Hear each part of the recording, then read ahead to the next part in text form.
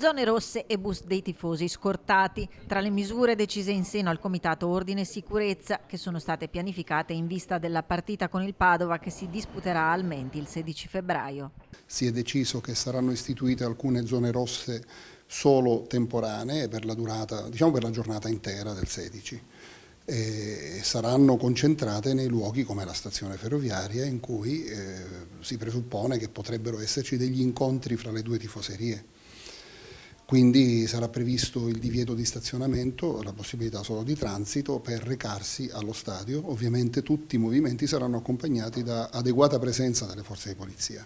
Grande spiegamento di forze per evitare si ripetano episodi di violenza e scontri tra tifosi, come nel caso del 29 ottobre 2023, quando i bus navetta erano stati presi di mira da un gruppo di ultras. Molti tifosi arriveranno alla stazione ferroviaria, molti di più con i propri mezzi nel parcheggio che sarà allestito in zona autostradale e da lì con i pullman verranno portati allo stadio, tutto sotto scorta delle forze di polizia.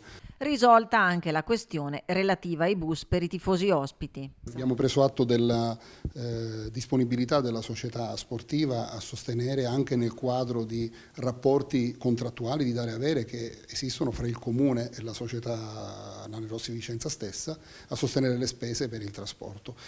Ma tra i temi caldi legati alla sicurezza vicentina, sul tavolo campeggia anche quello relativo all'occupazione del bocciodromo da parte degli attivisti del centro sociale che tra venerdì e sabato, entrati nell'immobile poche ore dopo il passaggio di proprietà dal comune a Iricav 2, hanno annunciato di voler mantenere l'occupazione ad oltranza.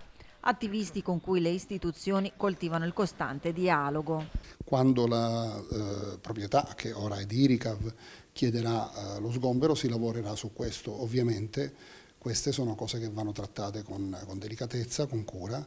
Il Comune ha, come dire, azionato diverse iniziative per cercare di trovare delle soluzioni. Quello a cui noi miriamo naturalmente è una soluzione pacifica e concordata che è sempre la scelta migliore.